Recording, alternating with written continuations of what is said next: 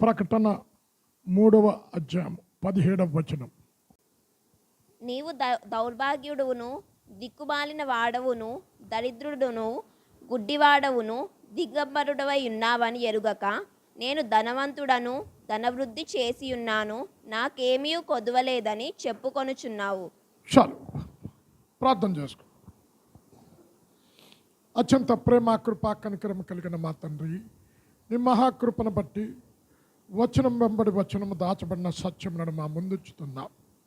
నానా అంచె దినాలలో ప్రతి సంఘ పరిస్థితి కూడా లవదొకే సంఘం లెక్కే ఉంటుందని నీ వాక్యమే వివరిస్తూ ఉన్నది. ఒకవేళ అలాంటి లక్షణాలు కనుక మా సంఘంలో ఉంటే అది తీసివేసుకోవటానికి ఇక్కడ దైత్యమని వేడుకుంటున్నాను.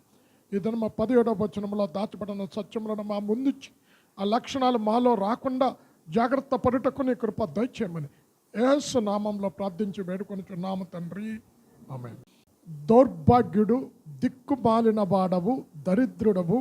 ఒక్కొక్క పదం ఒక్కొక్క వారం చెప్పాలి. దౌర్భాగ్యుడి గురించి కొన్ని సత్యాలే చెప్పాను. మీరు 1 కొరింథీ 15:19 చూస్తే అక్కడ ఏముంటుందో తెలుసా? ఈ జీవిత కాలము మట్టుకే నిరీక్షించిన ఎడల మనుషులందరికంటే దౌర్భాగ్యులం. అంటే ఇది కంప్లీట్ చేయాలన్న ఉద్దేశంతో 3 తీసుకొని ఒకేసారి చెప్పేశారు. ఈరోజు లాస్ట్ వీక్ మీరు ఎవరు దౌర్భాగ్యుడు, ఎవరు దిక్కుమాలిన వాడు? ఎవరండి దిక్కుమాలిన వాడు? అనాథలు కాదు, తల్లిదండ్రులు లేని వారు కాదు, ప్రేమకు నోచుకోలేని వారు కాదు. అన్నీ ఉండి దేవునికి దూరంగా ఉన్నవాడు దిక్కుమాలిన వాడు. ఎవరు దరిద్రుడు? ఆత్మీయంగా ఎదుగుదల లేనివాడు దరిద్రుడు. 3 విషయాలు గడిచిన వారం మాట్లాడుకున్నాం. ఈరోజు గుడ్డివారు. అమ్మా, సంఘంలో గుడ్డోళ్ళు ఉన్నారట, ఎక్కడ కూడా ఉన్నారేమో చూసుకోవాలి. ఎవరు గుడ్డివారు అంటే 2వ కొరింథీ 4వ అధ్యాయం 4వ వచనంలో ఇక్కడ అంటున్నాడు, యుగ సంబంధమైన దేవత క్రీస్తు సువార్తను గూర్చిన ప్రకాశం వారికి కనబడకుండునట్లు వారు మనోనేత్రాలకు గుడ్డితనము కలుగజేసిందంట. 2వ కొరింథీ 4:4. దేవుడి స్వరూపి అయి ఉన్న క్రీస్తు మహిమను కనపరచు సువార్త ప్రకాశము వారికి ప్రకాశింపకుండు నిమిత్తము ఈ యుగ సంబంధమైన దేవత అవిశ్వాసులైన వారి మనోనేత్రములకు గుడ్డితనము కలుగజేసెను. చాలు. ఇక్కడ లోకంలో గుడ్డోళ్ళు ఉన్నారు. ఎవరు? సృష్టిని ఆరాధించి సృష్టికర్తను మర్చిపోయిన వారు. నిజ దేవుణ్ణి ఆరాధించిన ప్రతి వాడు కూడా గుడ్డివాడే. అయితే సంఘంలో గుడ్డోళ్ళు ఉన్నారు. ఏంటి గుడ్డివాళ్ళు అంటే? 1, వాక్యము చదివి వాక్యములో సత్యములను గ్రహించక వాక్యము విని వాక్యానుసారంగా జీవించిన వాడు గుడ్డివాడు. 119:18 ఇక్కడ కీర్తనాకారుడు అంటున్నాడు, నీ ధర్మశాస్త్రములో ఆశ్చర్యకరమైన సంగతులను తెలుసుకున్నట్లు ఏమన్నాడు? మా కన్నులను తెరువుము. చదవమ్మా. నేను నీ ధర్మశాస్త్రమునందు ఆశ్చర్యమైన సంగతులను చూచినట్లు నా కన్నులు తెరువుము. ఇక్కడ ఏమన్నాడు? అరే మేము గుడ్డోళ్ళం. అమ్మ, ఈ కీర్తన చాలామంది చెప్పేటంటే దావీదు గారు రాశారు అని. అంటే ఇక్కడ అంటున్నాడు, పరిశుద్ధ గ్రంథం ఆత్మచేత రాయబడినది. అయితే ఈ సత్యమును చదువుతున్నప్పుడు మనం గుర్తెరగాలనంటే మన కన్నులు తెరవబడాలి, మన ఆత్మీయ నేత్రాలు తెరవబడాలి, మన మనోనేత్రాలు తెరవబడాలి. అప్పుడు మాత్రమే ఈ వాక్యములోని సంగతులను గుర్తించగలుగుతాం. ఇక్కడ అంటున్నాడు ఆశ్చర్యకరమైన సంగతులు అంటున్నాడు. అమ్మ, మనల్ని ఎలాగ రక్షించాడు? 1 పేతురు 2:9 ఉంటుంది కదా, చీకటిలో నుండి ఆశ్చర్యకరమైన తన వెలుగులోనికి. అంటే ఆయన ఆశ్చర్యకరమైన వెలుగులోనికి నడిపించిన ఆ దేవుడు మన కన్నులు తెరవాలి. అప్పుడే వాక్యాన్ని అర్థం చేసుకుంటాం. చాలామంది వాక్యం చదువుతారు కానీ అర్థం చేసుకోరు. కనుక వాక్య జ్ఞానము లేనివాడు గుడ్డివాడు చదివి. 2వది, ఎవరు గుడ్డివాడు అంటే అమ్మ 2వ పేతురు 1వ అధ్యాయము పట్టుకోనండి. ఇక్కడ అంటున్నాడు, భక్తిని గురించి ఇంతకు మునుపు చెప్పాను నేను. ఈ వర్తమానం ఇంతకు మునుపు చెప్పే ఆదివారం 2 పేతురు 1 నుండి 9 వచనాలు చదువుకుంటే విశ్వాసము లేనివాడు గుడ్డివాడు అంటున్నాడు. విశ్వాసమునందు సద్గుణము, సద్గుణమునందు జ్ఞానము, జ్ఞానమునందు ఆశానిగ్రహము, ఆశానిగ్రహమునందు సహనము, సహనమునందు భక్తి, భక్తి యందు సహోదర ప్రేమ, సహోదర ప్రేమ యందు దయ. ఇవన్నీ చెప్తూ ఈ లక్షణాలు లేనివాడు గుడ్డివాడు. 9వ వచనం చదవమ్మ. 1 పేతురు 2 పేతురు 1 వచనం. ఇవి ఎవనికి లేకపోవునో వాడు తన పూర్వ పాపములకు శుద్ధి కలిగిన సంగతి మరచిపోయి గుడ్డివాడును దూరదృష్టి లేనివాడు. అమ్మ ఎవరు గుడ్డాడు? ఇక్కడ కొన్ని లక్షణాలు చెప్పాడు. అమ్మ మీకు ఈ ప్రసంగం చేశాను, ఎంతమంది గుర్తుంది? ఒక్కడే చెప్పారు అన్న చేతుల. విశ్వాసం లేనివాడు గుడ్డివాడు. ఇక్కడ అంటున్నాడు యుగ సంబంధమైన తేత అవిశ్వాసులైన వారి మనోనేత్రాలకు గుడ్డితనము కలుగజేసింది. అంటే పరిశుద్ధ గ్రంథంలో ఎన్నో వాగ్దానాలు ఇచ్చాడు, ఎన్నో సత్యాలను ఇచ్చాడు. వీటిని నమ్మని వాడు గుడ్డివాడు. నువ్వు విశ్వాసం అని చెప్తూ వాక్యము చదువుతూ మందిరానికి వస్తూ వాక్యాన్ని నమ్మని ప్రతి వాడు, వాగ్దానాలు నమ్మని ప్రతి వాడు గుడ్డివాడు. అమ్మ మొన్న ఆదివారం పరీక్షలు జరిగే పిల్లలకు పరీక్షల్లో జయం పొందటానికి ఏమి చెయ్యాలి? ఇక్కడ ఒకవేళ పరీక్షలు రాస్తున్న వారు ఎవరైనా ఉంటే ఆ వర్తమానం కావాలంటే లింక్ పంపిస్తా. ఎందుకంటే మళ్ళీ ఆ వర్తమానం ఇక్కడ రిపీట్ చేయను, లింక్ పంపిస్తా. అంటే పరీక్షల్లో జయం పొందటానికి ఏమి చెయ్యాలి? మన దేవుడు ఎవరమ్మా? జయమునిచ్చే దేవుడు అని అంటున్నాడు. మనల్ని ప్రేమించిన వాటిని బట్టి వీటన్నిటిలో ఆశ్చర్యక విజయాన్ని పొందుకున్నాం. రోమన్స్ 8:37 ఉంది, చదవండి. అంటే విజయాలకే విజయులమ్మ మనం. దేవుడు అపజయం ఇవ్వటానికి లోకంలో నుండి పిలుచుకోలేదు. వీటిని ఎవడైతే నమ్ముతాడో వారు ఎవరంట? భక్తి కలిగిన వాడు. ఆ విశ్వాసము నీకుంటే ఆ విశ్వాసములో నుంచి సద్గుణము. అమ్మా ఈ భక్తి గురించి 1 అవర్ పైన మాట్లాడు. సద్గుణం అంటే ఏంటమ్మా? అమ్మ ఇక్కడ 2 పేతురు పాస్టర్ గారు కూడా 2 పేతురు 1 నుండి విశ్వాసములో నుంచి ప్రొడ్యూస్ అయ్యేది సద్గుణం అండి. అర్థమవుతుందండి? భక్తి గురించి స్టెప్స్ ఇచ్చాడు. అంటే భక్తి లేనివాడు గుడ్డివాడు. మందిరానికి వచ్చి నామకార్థంగా జీవిస్తున్నవాడు, భక్తి జీవితం లేనివాడు, భక్తిపరుడని చెప్పి భక్తిలోనున్న శక్తిని ఆశ్రయించని ప్రతివాడు గుడ్డివాడు. ఇప్పుడు ఇశ్రాయేలీల ప్రజలు 10 రకాల అద్భుతాలను చేసి ఐగుప్తు బానిసత్వం నుంచి నడిపించాడు, బయటకు తీసుకొచ్చాడు. ఇప్పుడు రఫీదీముకు వచ్చారు, నీళ్ళాగిపోయాయి. మోషే బండను కొట్టగా నీళ్ళు వచ్చాయి. ఇప్పుడు మెరీబా దగ్గరకు వచ్చారు. మెరీబా దగ్గర దప్పికతో మమ్మల్ని చంపటానికైనా ఇక్కడ నుండి తీసుకొచ్చాం. అమ్మా వీళ్ళకి ఏం లేదు, విశ్వాసం లే. రెఫీదీములో వీరి దప్పిక తీర్చిన దేవుడు మెరీబా దగ్గర తీర్చలేడా? కనుక విశ్వాసము లేదు కనుక వీరికి ఏమి లేదు, మంచి గుణాలు లేవు, తిరుగుబాటు ఉన్నది. సేవకులపై తిరుగుబాటు, యాజకులపై తిరుగుబాటు, దేవునిపై తిరుగుబాటు, మేలు చేసిన దేవుణ్ణి కూడా తిరుగుబడ్డారు. అమ్మా ఇక్కడ కూర్చున్న మీరు నాకేం మేలు చేయలేదండి అంటానికి లేదు. ఎందుకో తెలుసా? నువ్వు పీల్చే గాలి దేవుడు ఉచితంగా ఇచ్చాడు, నువ్వు తాగే నీరు దేవుడు ఉచితంగా ఇచ్చాడు, నీకున్న ఆరోగ్యము దేవుడు ఉచితంగా ఇచ్చాడు, నీ గుండె కొట్టుకుంటున్నదంటే దేవుని ఉచితమైన కృప, నీ కిడ్నీస్ పనిచేస్తున్నాయంటే దేవుని ఉచితమైన కృప, నువ్వు చేతగా చూడగలుగుతున్నావంటే దేవుని ఉచితమైన కృప. ఈ దేవుడు ఇచ్చిన ఈ ఆరోగ్యాన్ని, ఈ ఉచితమైన కృపను మర్చిపోయి తిరుగుబాటు చేస్తున్నావంటే నువ్వు ఎవరివి? భక్తిహీనుడివి. భక్తిహీనుడు అయితే అమ్మా ఏమన్నాడు? ఈ లక్షణాలు లేనివాడేంటి?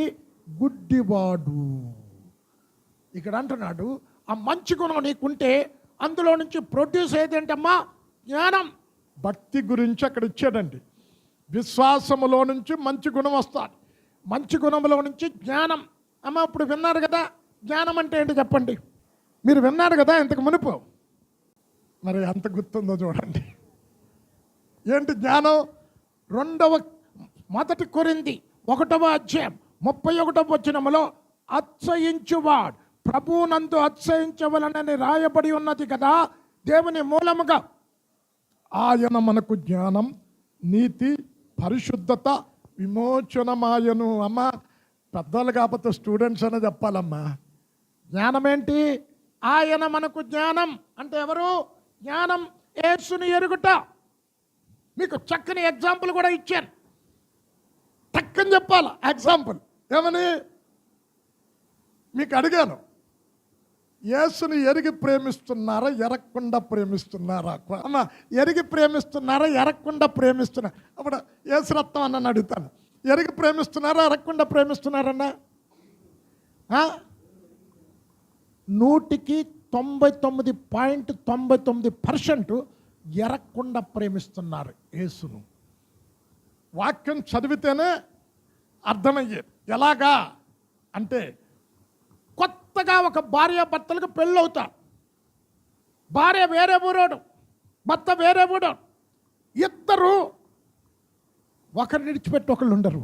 తల్లిదండ్రులను విడిచిపెట్టి ప్రేమించకపోతే భర్తతో వెళ్తుందా? తల్లిదండ్రులు విడిచిపెట్టి.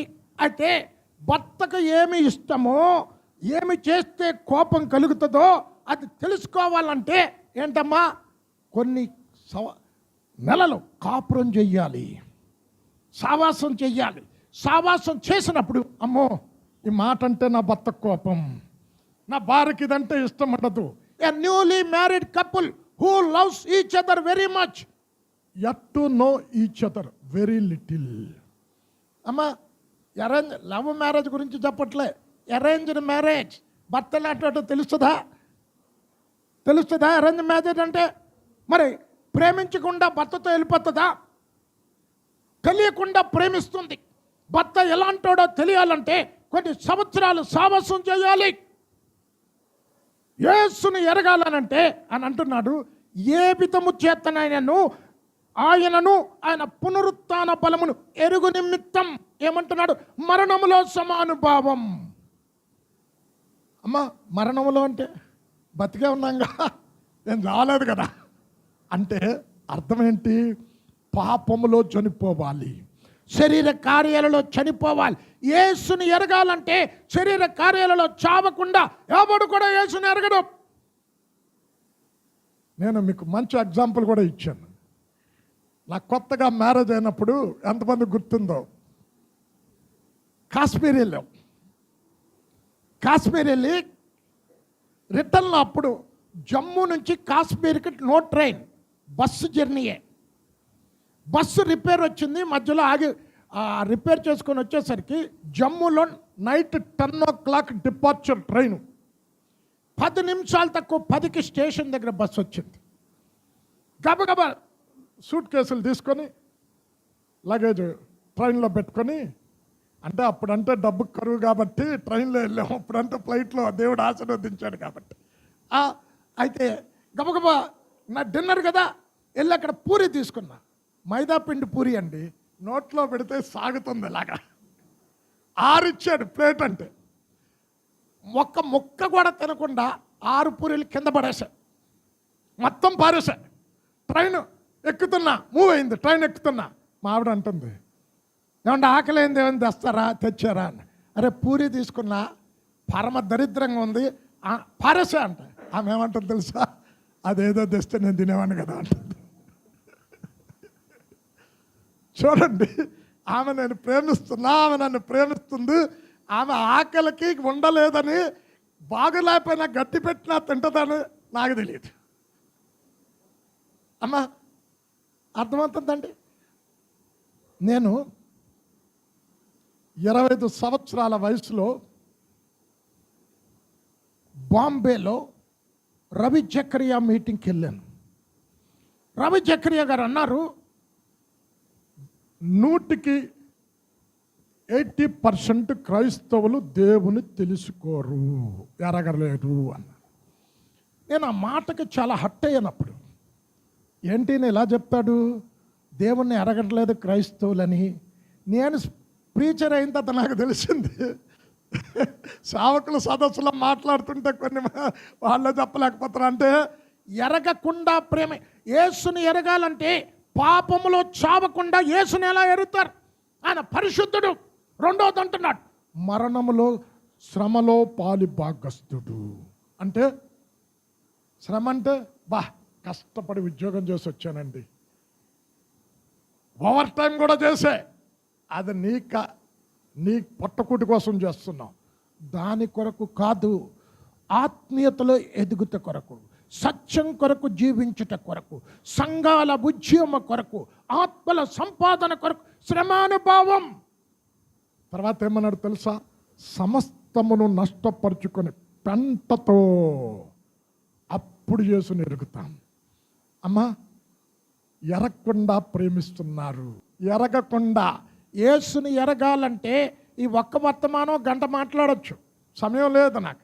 అంటే పాపములో చనిపోవాలి, ఆత్మ సంబంధమైన విషయంలో శ్రమానుభవం కలిగి ఉండాలి. లోక ఐశ్వర్యం, లోక సంపద, లోక కార్యాలు పెంటతో సమానంగా ఎంచుకోవాలి. అప్పుడు నేను యేసుని ఎరుగుతా. జ్ఞానము నందు ఏమన్నాడు తెలుసా? ఆశా నిగ్రహం. ఆశా నిగ్రహం అంటే, ఇప్పుడు నేను తాగనండి అంటారు కొంతమంది, న్యూ ఇయర్ రాగానే తాగను అంటారు. ఒక వారం రోజులు, 2 వారాలు బాగానే ఉంటాడు, తర్వాత మళ్ళీ కలికాంపండ్లో దొరుకుతున్నాడు. అంటే ఏంటి? ఏం లేదు, నిగ్రహ శక్తి లేదు. మీకు ఎంత నిగ్రహ శక్తి ఉందో ఎవరైనా వచ్చి నేను తిడితే అప్పుడు తెలుస్తుంది. ఒక 5 నిమిషాలు బాగానే ఉంటాం, చూస్తా ఉన్నా 5 నిమిషాలు నువ్వేనా తిట్లొచ్చి నాకు రావా? నిగ్రహం లేదు నీకు. యోసేపు నిగ్రహ శక్తి ఉంది కనుక పోతీఫరు భార్య మీద పడినా పాపం చెయ్యలేదు. అమ్మ, నిగ్రహ శక్తి లేనాడు భక్తిపరుడు ఎలాగవుతాడమ్మా? అమ్మ, ఆశా నిగ్రహం నీకుంటే అందులో నుండి వచ్చేది సహనం, నిగ్రహంలో నుండి వచ్చేది సహనం. ఎవరైనా నిన్ను దూషించినప్పుడు తిరిగి నువ్వు నిగ్రహం కలిగి ఉంటే దూషించావు అంటే ఏమొస్తుంది? నీకు సహనం వస్తుంది. ఆ సహనములో నుండి భక్తి. ఇప్పుడు చదువమ్మ, తర్వాత చదువమ్మ. భక్తి యందు భక్తి యందు సహోదర ప్రేమను, సహోదర ప్రేమ యందు దయను అమర్చుకొనుడి. అమ్మ ఏమన్నాడు? ఇప్పుడు భక్తికి ఇన్ని స్టెప్పులు ఇచ్చాడండి. మీకు చెప్పినప్పుడు ఒకడు ఎత్తలే. స్టార్టింగ్లో అన్న భక్తి పరులు ఎంతమందో చేతులు ఎత్తి అలలు చెప్పండి, అందరు ఎత్తే. ఇప్పుడు చెప్పండి అమ్మా, 5 స్టెప్పులు ఉన్నవాడు ఎవరు భక్తిపరుడు అంటే ఎత్తలే. ఇక్కడే కాదండి, అక్కడ కూడా. అంటే ఏమంటున్నాడు? ఆ భక్తిలో నుండి నీకు ప్రేమ పుట్టుకొస్తుంది, ఆ ప్రేమలో నుండి దయగస్తా. ఈ లక్షణాలు కలిగిన వాడు. ఇప్పుడు చదువమ్మ 9వ వచనం. ఇవి ఎవనికి లేకపోవునో వాడు తన పూర్వ పాపములకు శుద్ధి కలిగిన సంగతి మరచిపోయి గుడ్డివాడును దూరదృష్టి లేనివాడు నగును. అమ్మా, ఎవరమ్మా గుడ్డోడు? ఎవడమ్మా? ఈ లక్షణాలు లేనోడు, దయ లేనోడు గుడ్డోడు, భక్తి లేనోడు గుడ్డోడు. మందిరానికి వస్తూ భక్తి జీవితం చెయ్యనివాడు, వాక్యం వింటూ భక్తిలో ఎదగనివాడు ఎవరు? ఆత్మీయ గుడ్డివాడు. అమ్మా, చాలా ఉంది, వర్తమానం చెప్పడానికి సమయం లేదు. ఇంకెవరంట గుడ్డివారు? అమ్మ చదువమ్మ.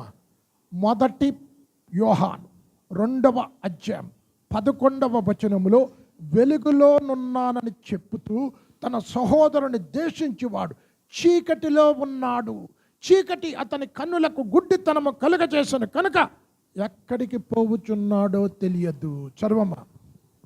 తన సహోదరుని ద్వేషించువాడు చీకటిలో ఉండి చీకటిలో నడుచుచున్నాడు, చీకటి అతని కన్నులకు గుడ్డితనము కలుగజేసెను గనుక తానెక్కడికి పోవుచున్నాడో అతనికి తెలియదు. అమ్మో, ఎంతమంది గుడ్డోళ్ళు ఉన్నారు అక్కడ చూడండి. అమ్మా, ఎవరు గుడ్డోడు? ప్రేమ లేనివాడు. ప్రేమ లేనివాడు గుడ్డివాడు.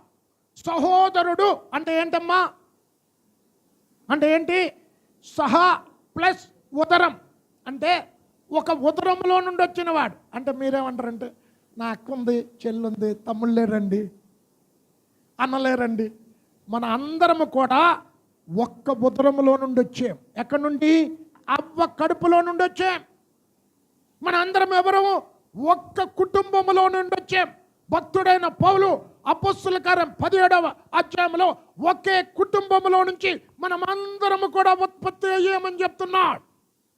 ఇప్పుడు సహోదర ప్రేమ లేనివాడు ఎవరమ్మా? గుడ్డివాడు. నీ పొరుగు వాడిని ద్వేషిస్తున్నవాడు గుడ్డివాడు అని అంటున్నాడు. ఆయన ఎక్కడికి వెళతాడు? వారు చీకటిలో ఉండి చీకటిలో నడుస్తున్నాడంట. అంటే అమ్మ బాబోయ్, లవదొకే సంఘం ఎందుకు గుడ్డోడని రాశాడు తెలుసు? లవదొకే సంఘంతో లవదొకేలో ఒక విలువైన కార్యాలు 2 ఉన్నాయి. ప్రపంచానికి ఆ రోజుల్లో కనులకు తైలాన్ని కనిపెట్టారు, తేటగా చూపు కనపడటానికి. ఎవరు? లవదొకియా సంఘము వారు. నీ కన్నులకు కాటుక అంటాడు కదా, అంటే కన్నులకు ఒక తైలం కనిపెట్టారు, తేటగా చూపు రావటానికి. అయితే వీరు కనిపెట్టారు, అనేకులు వీరి ద్వారా భౌతిక సంబంధమైన నేత్రాలు తెరవబడ్డాయి. అయితే వీరు ఆత్మీయ నేత్రాలు మూయబడ్డాయి. గుడ్డివారు. అమ్మా, ప్రేమ లేదా నీకు? దేశం ఉందా? ప్రేమ ఏం చేస్తుందో తెలుసా? దోషాలను కప్పుతుంది. ఇప్పుడు మీకే ఒక ప్రశ్న వేస్తా. ఇప్పుడు మీ అమ్మ ఏమే ఇంత వయసు వచ్చింది, సరైన కూర చేయలేకపోతున్నావే, ఎప్పుడు నేర్చుకుంటావే అన్నది, తిట్టింది. అమ్మ బాధపడతారా? అస్సలు. ఇదే మాట అత్తందనుకో, అత్తగారు అన్నారనుకో, అమ్మా ఏటి పెళ్లి చేసుకున్నావు, కూర చేయటం రాలేదేటమ్మా అన్నదే అనుకో అత్త. అమ్మ ఎలాగుంటుంది?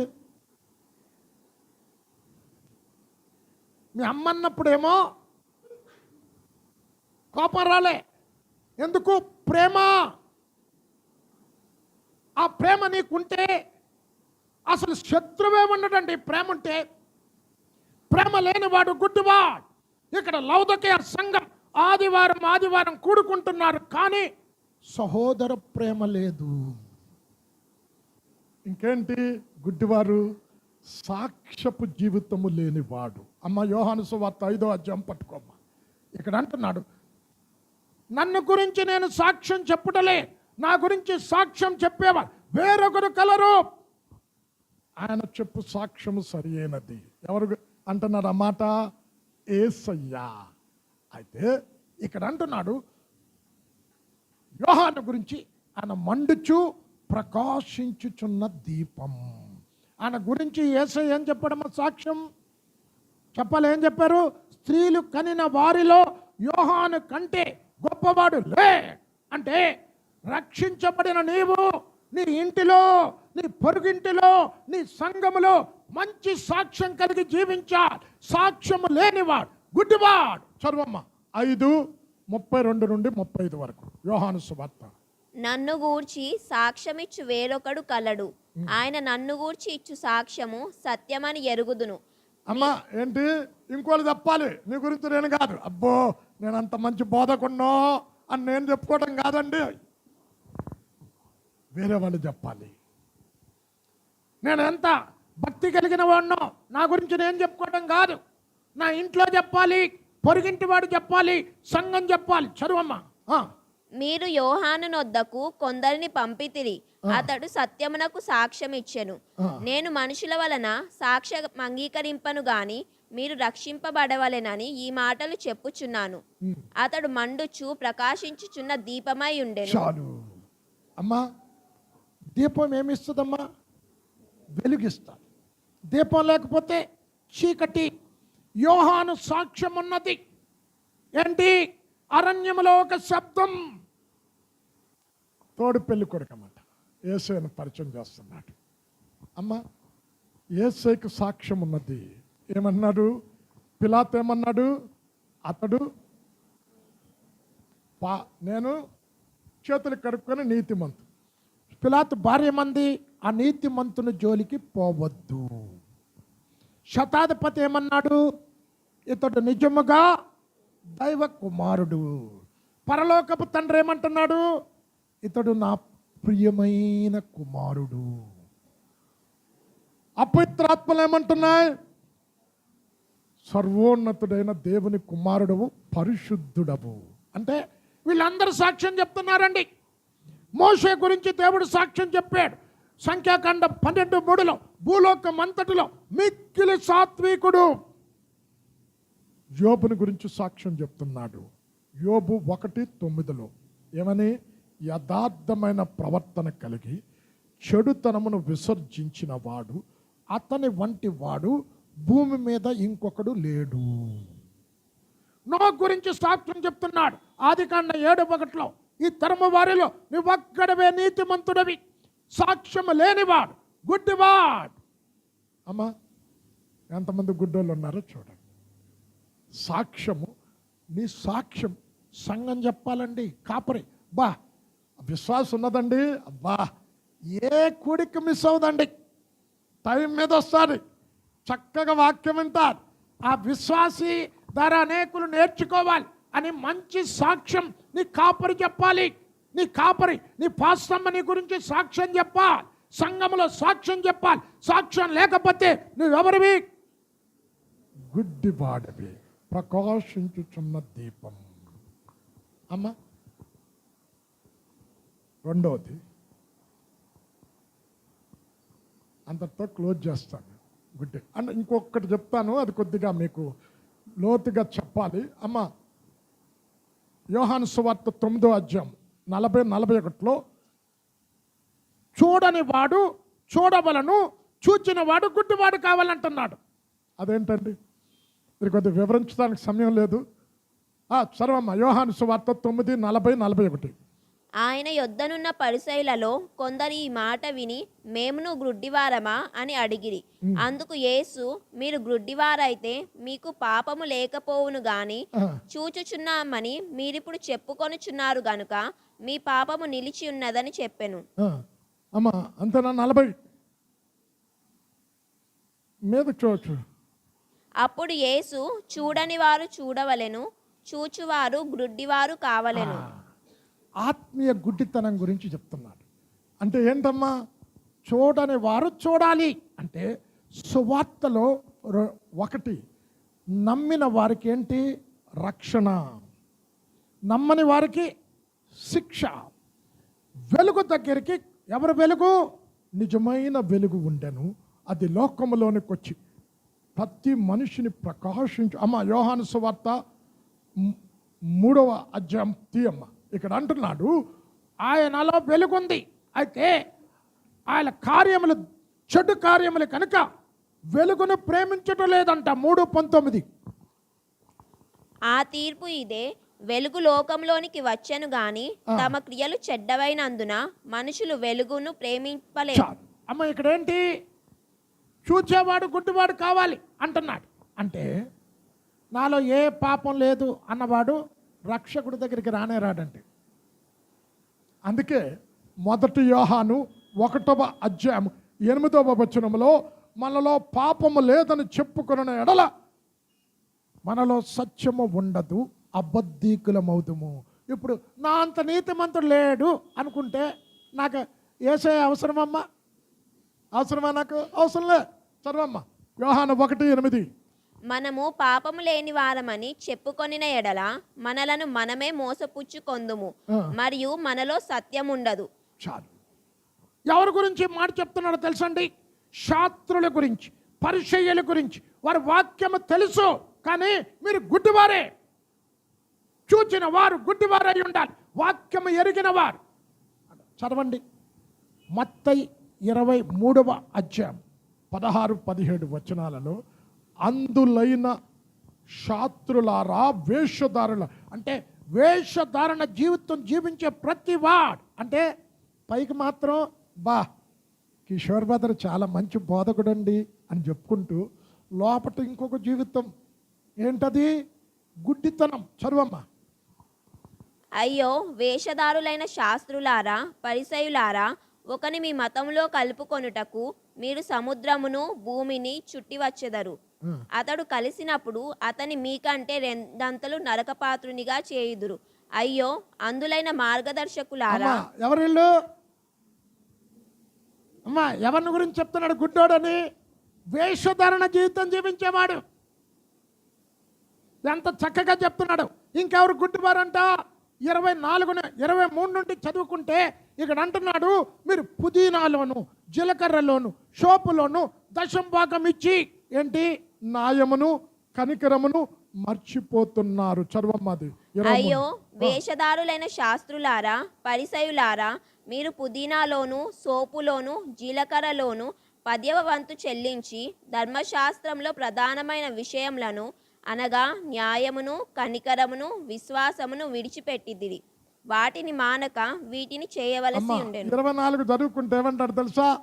అయ్యో శాస్త్రులారా, వేషధారులారా, పరిసయ్యులారా, మీరు పల్లెమును గిన్నెను లోపట శుభ్రం చేస్తారు, బయట శుభ్రం చేస్తారు, లోపట అజితేంద్రియముతో నింపబడి ఉంది. చదవమ్మ 24 నుంచి. అయ్యో వేషధారులైన శాస్త్రులారా, పరిసయులారా, మీరు గిన్నెయు పల్లెమును వెలుపట శుద్ధి చేయుదురు గాని అవి లోపల దోపుతోనూ అజితేంద్రియత్వముతోనూ నిండి ఉన్నవి. చదవమ్మ. గ్రుడ్డి పరిసయుడా, ఏమన్నాడు? గ్రుడ్డి పరిసయుడా. ఎవరంట? బయట సూటు బూటు, మంచి భక్తితో కూడిన మాటలు, లోపల మాత్రం అది ఉండదు. అంతరంగ శుద్ధులే, బాహ్య శుద్ధి, బాహ్యంగా గొప్ప భక్తులుగా కనబడతా. ఇక్కడ అంటున్నాడు చూచినవా, ఏమంటున్నాడు? గుడ్డివారైపోతే మంచిది. చూడని వార్ అంటే, చూడని వారంటే మేము పాపులం, మాలో ఏ నీతి లేదు అన్నవాడు ఎక్కడికి వస్తాడమ్మా? రక్షకుడు దగ్గరికి వస్తాడు. మాలో నీతి ఉంది, మా అంత భక్తి లేదు, మాకు వాక్యం తెలుసు అన్నవాడు వాక్యం దగ్గర రాడు, దేవుని దగ్గరికి రాడు.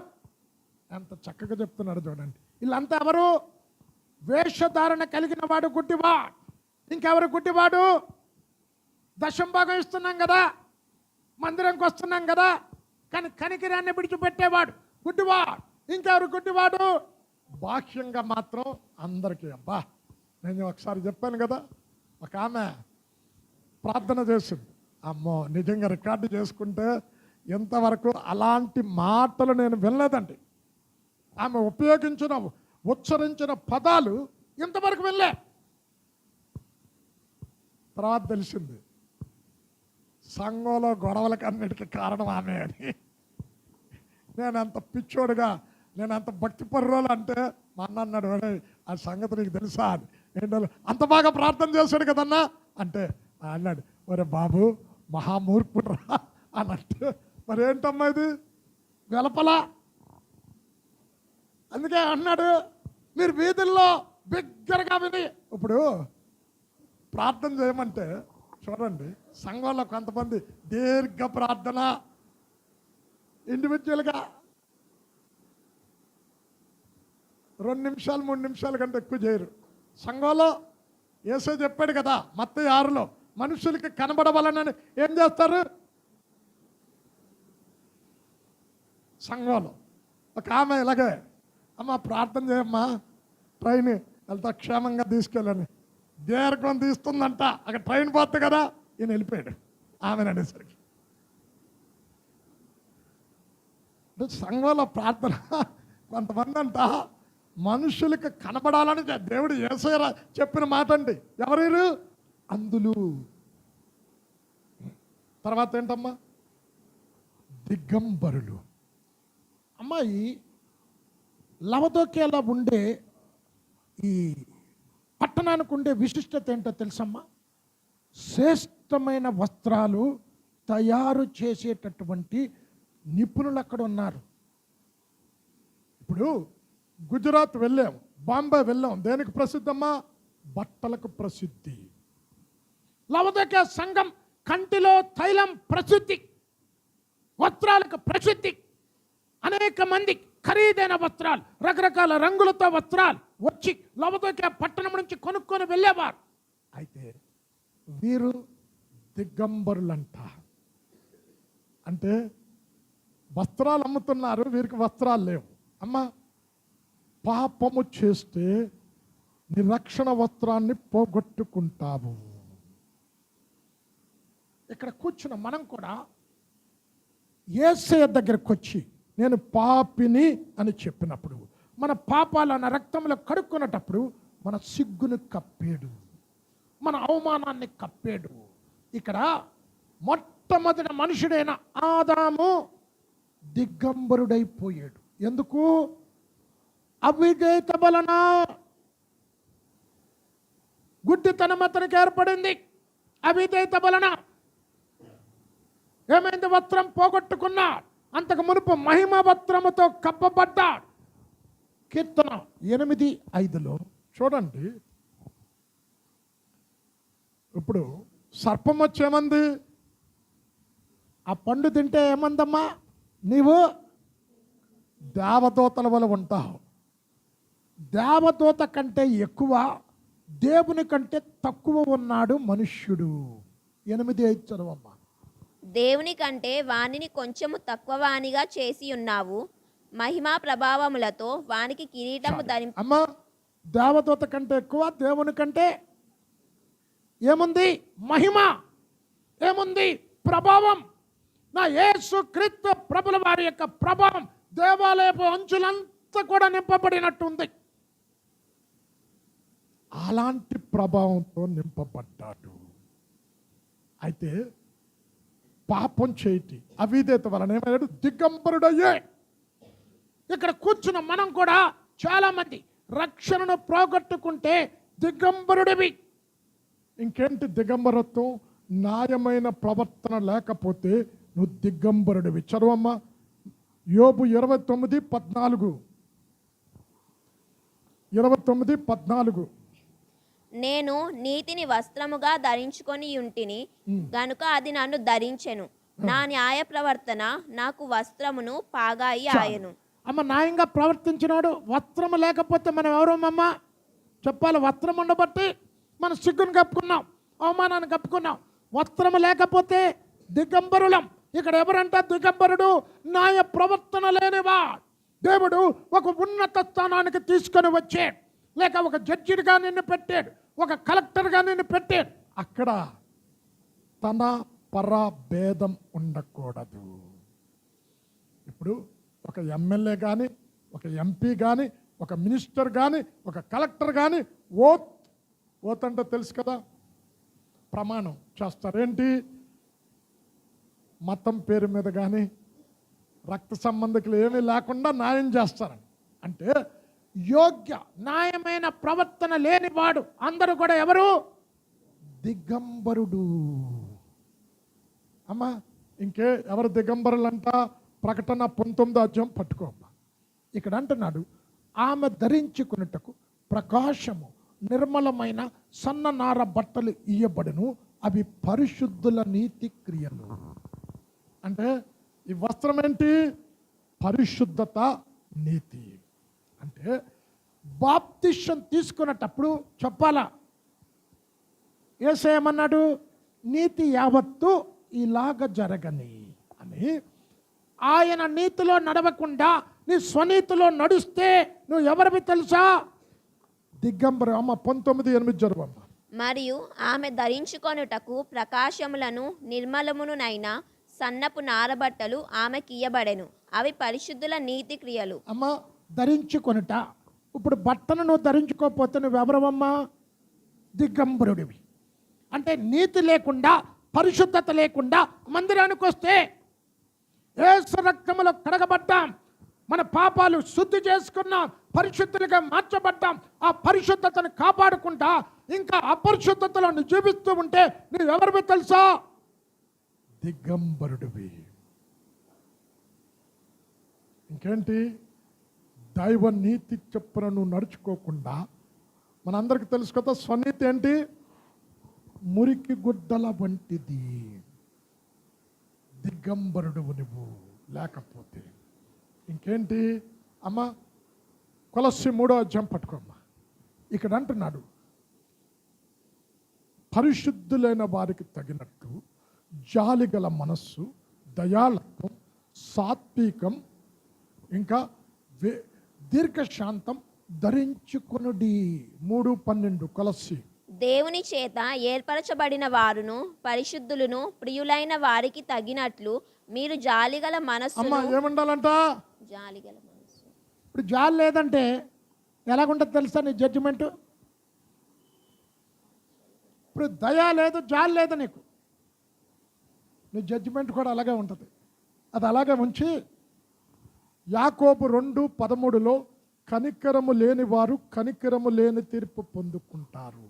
కనికరము తీర్పుకు మించిన ఇది ఉంటుందంట. చదవమ్మా 2:13. కనికరము చూపని వాడు కనికరము లేని తీర్పు పొందును, కనికరము తీర్పును మించి అతిశయపడును. ఇప్పుడు కొలసికెళ్ళమ్మా అంటే యేసయ్య దయ కలిగిన వాడు. దయ అన్న వస్త్రాన్ని ధరించుకోకపోతే నువ్వు క్రైస్తవుడు అని చెప్పి దయ లేకపోతే నువ్వు ఎవరవో తెలుసా? దిగంబరుడివి. ధరించుకొని ఉంటుంది తర్వాత, అదే నేను చదివిస్తాను అమ్మా. ఇప్పుడు యేసయ్య ధవళ సింహాసనం మీద కూర్చున్నాడు. మనందరికి తెలుసు కదా, మత్తయి 25లో ఏమన్నాడు? ఆకలి గొన్న అన్నం పెట్టావు, దప్పి గొన్న నీళ్ళు ఇచ్చావు, దిగంబరనై ఉన్న వస్త్రం ఇచ్చావు, పరదేశునై ఉన్న చేర్చుకున్నావు. ఇవన్నీ చెప్పడానికి సమయం లేదు. ఇక్కడ ఏమన్నాడు? మిక్కిలి అల్పులలో వీరిలో ఒక్కరికి చేసిన నాకు చేసినట్టే దయగలిగిన వాడు దయగలిగిన తీర్పు పొందుతా. ఇక్కడ అంటున్నాడు దయలేని వాడు దిగంబరుడు. చదవమ్మా. దయాలత్వమును వినయమును సాత్వికమును దీర్ఘశాంతమును ధరించుకొనుడి. చాలు అమ్మ. ధరించుకొనుడి అంటే ఏంటమ్మా? వస్త్రాన్ని కదమ్మా మనం ధరించుకునేది. అంటే ఇవి లేకపోతే ఏంటి? నువ్వు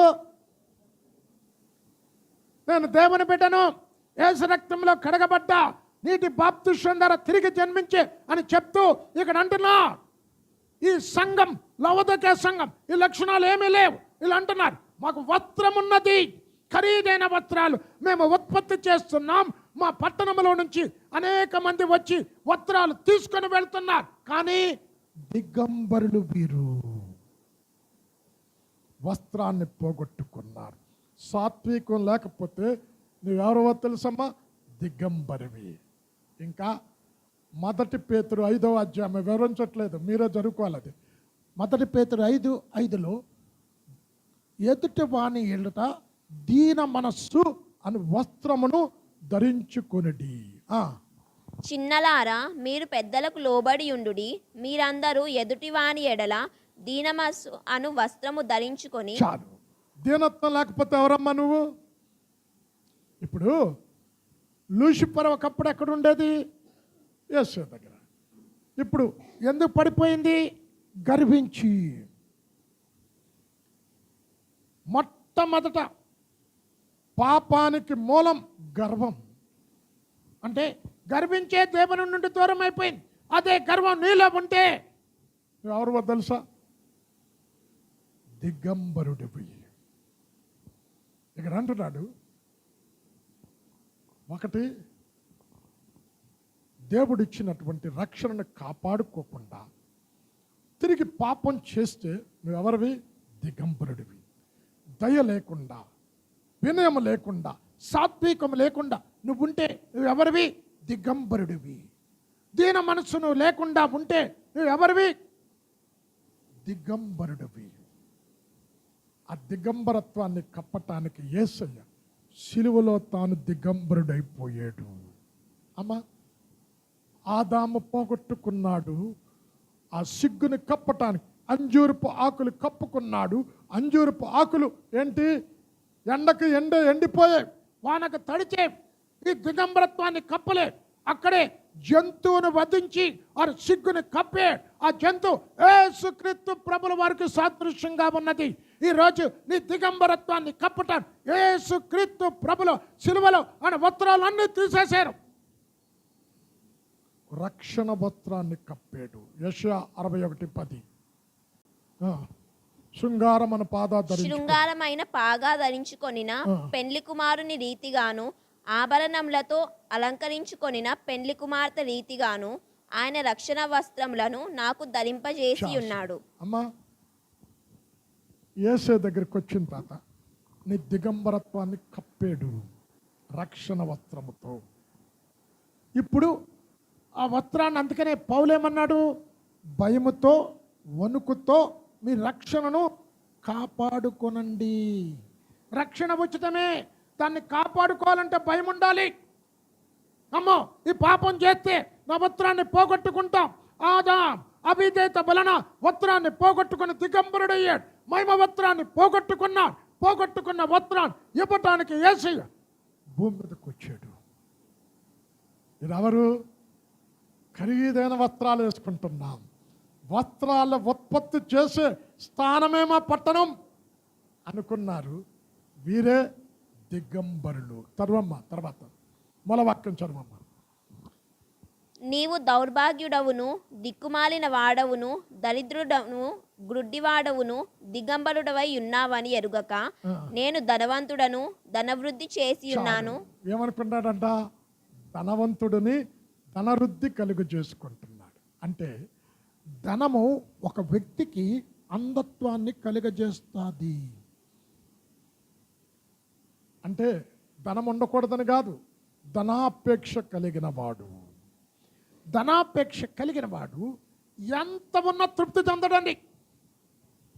ఉన్న దానితో తృప్తి చెందడు. అరే 100 కోట్లు సంపాదిస్తే ఆడు చూడు 500 కోట్లు ఉంది, ఆ స్థాయికి వెళ్ళాలంటాడు.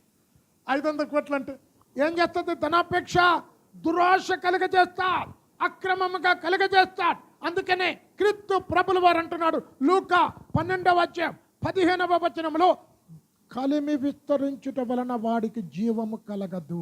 12:15 లూక్ 12:15. మరియు ఆయన వారితో, మీరు ఏ విధమైన లోభమునకు ఎడమియక జాగ్రత్త పడుడి. ఒకని కలిమి విస్తరించుట వాని జీవమునకు మూలము కాదని. అమ్మ ధనం విస్తరించుట ఏంటంటున్నాడు? జీవానికి మూలం కాదు. కనుక ఆత్మీయ ధనాన్ని పెంచుకోవాలి. ఏలోక సంబంధాల ధనం సంపాదించుకోవాలి అనుకున్నవాడు తృప్తి ఉండదు. దురాశ వారిలో ప్రారంభమవుతారు. వారు దేవుడి దగ్గరికి రాడు, సంఘం దగ్గరికి రాడు, వాక్యం దగ్గరికి రాడు, సేవకుల దగ్గరికి రాడు. వారు ధనమే వారికి దేవుడు. అమ్మా చివరిగా ఒక అద్భుతమైన సాక్ష్యం చదువుతాను. క్రిస్టియానా రోడ్ని ఎంతమంది తెలుసమ్మా? ఇది నేను సాక్ష్యం కొరకు ఉంచుకున్నా.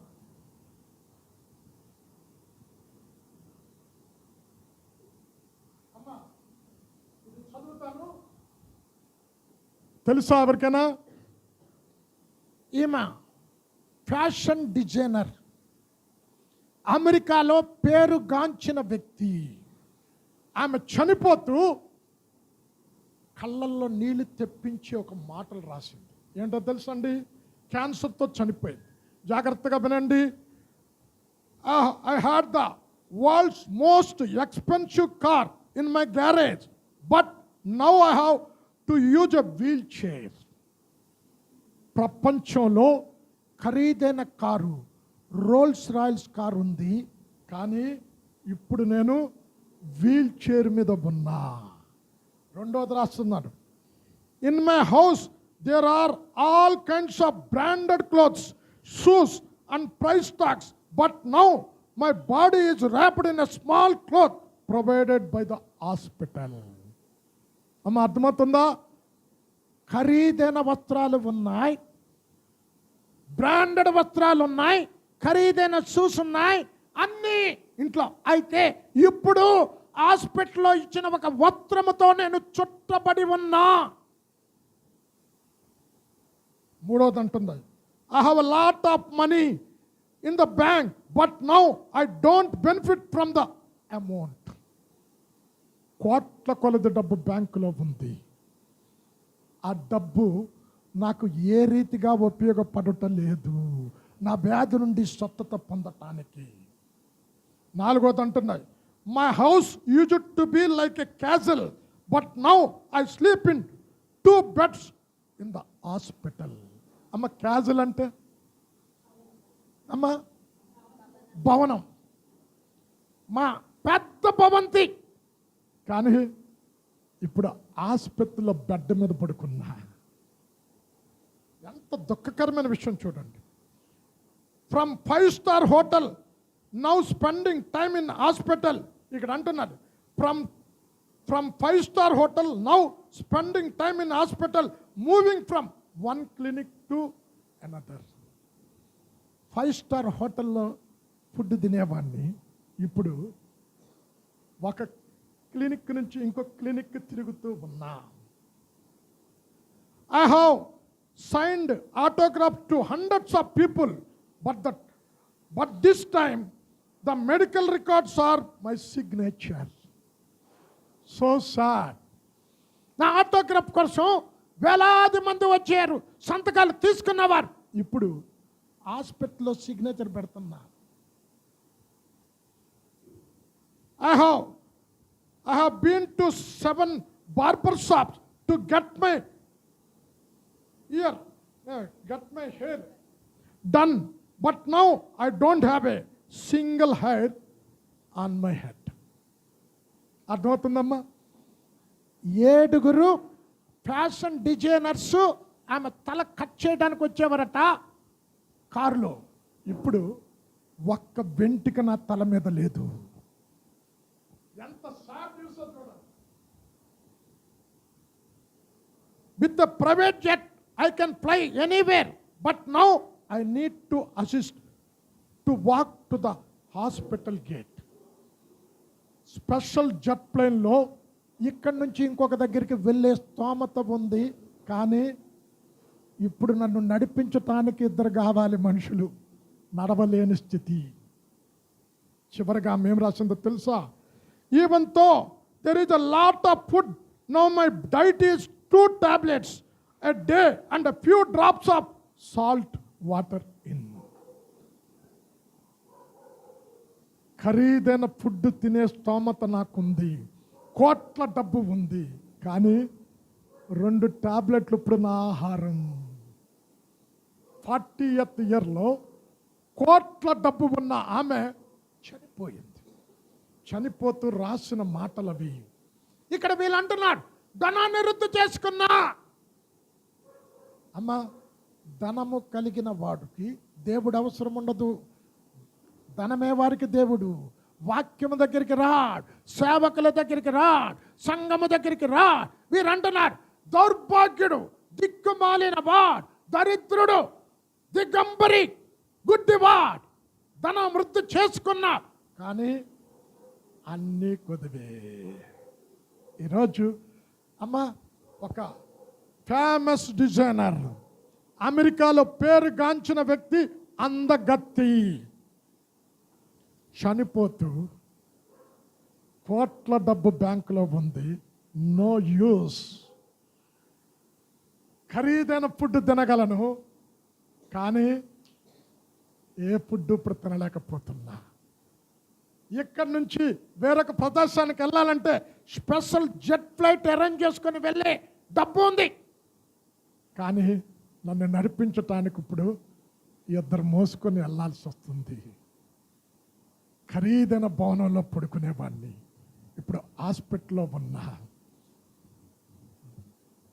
నా హెయిర్ డిజైన్ చేయటానికి 7 మంది స్పెషల్గా వచ్చేవారు, ఇప్పుడు ఒక్క ఎంటిక లేదు నా తల మీద. అమ్మా, నీ ధనం పనికిరాదు. నా యేసయ్య కష్టములో నీకు పనికొచ్చే దేవుడు ఆయనే. ఇక్కడ అంటున్నా, ఈ సంఘాలకి ప్రశంస ఏమీ లేదు.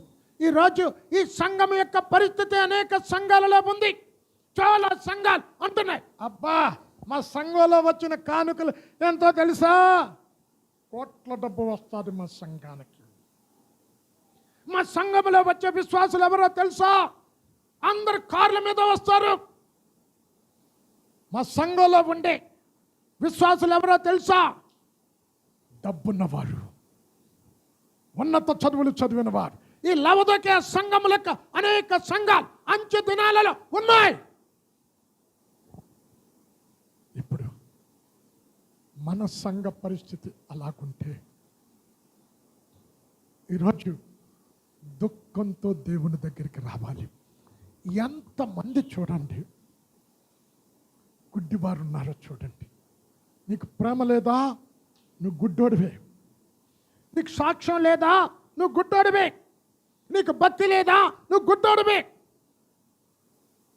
అమ్మా, నీవు దీనత్వం లేదా, సాత్వికం లేదా, దయ లేదా, దిగంబరివి నువ్వు. నీలో నీతి క్రియలు లేవా, దిగంబరివి నీవు. ఎంతమంది దిగంబరులు ఉన్నారు.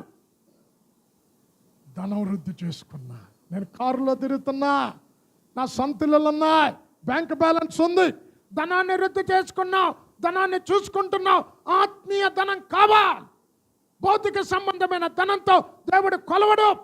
ఆత్మీయ ధనం కలిగిన వాడే పరలోకములో ధనవంతుడు. నీ లోకములో ఎంత ధనము సంపాదించినా ఒక దినం తల్లి గర్భంలో దిగంబరిగా వచ్చాము, దిగంబరిగానే లోకంలో నుండి వెళ్ళిపోతాం. ఈ లవదొకే సంఘం అంచె దినాలలో పరిస్థితి, మన సంఘాల పరిస్థితి కూడా అదే. కళ్ళు మూసుకోనండి, కళ్ళు మూసుకోనండి, ప్రార్థన చేసుకుందాం. అత్యంత ప్రేమ, కృప, దయ, కనికరము కలిగిన మా తండ్రి, ఎంత మంచి దేవుడవో ప్రభువా.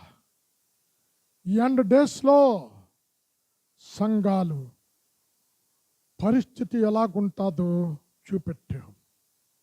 ఎందరో దిగంబరులు ఉన్నారు, వస్త్రాలు పోగొట్టుకున్నవారు. ఎందరో గుడ్డివారు ఉన్నారు, ఆత్మీయ అందులు. నాయన, దౌర్భాగ్యులు ఎంతో మంది ఉన్నారు, దిక్కులేని వారు ఎంతో మంది ఉన్నారు, దరిద్రులు ఎంతో మంది ఉన్నారు. ఇవేమీ లేకపోయినా వారు అనుకుంటున్నారు వారికి ఉన్న గర్వాన్ని బట్టి, ధనాన్ని బట్టి, ధనాన్ని వృద్ధి చేసుకున్నా. ఈరోజు ఎండ్ డేస్లో చాలా సంఘాలు ధనమును వృద్ధి చేసుకోవటానికి పోటీ పడుతున్నాయి. మందిరాలను సౌందర్యంగా అలంకరించటానికి కోట్ల డబ్బు పెట్టి మందిరాన్ని కట్టుకోవటానికి పోటీ పడుతున్నాయి, కానీ ఆత్మీయ మందిరాన్ని కట్టుకోలేకపోతున్నారు. హృదయం అనే దేవాలయాన్ని ఒక మందిరంగా కట్టుకోలేకపోతున్నారు. నాయనా, ఈ లవదొక్క సంఘం లెక్క మా సంఘాలు ఉండకుండా ఈ అంచె దినాలలో నేను సిద్ధపాటు కలిగి, ఈ లక్షణాలు ఏమీ లేకుండా నీ ద్వారా ప్రశంస పొందే సంఘంగా ఈ సంఘం ఉండుటకు నీ కృప దయచేయమని యేసు నామంలో ప్రార్థించి వేడుకొనుచున్నాము తండ్రి.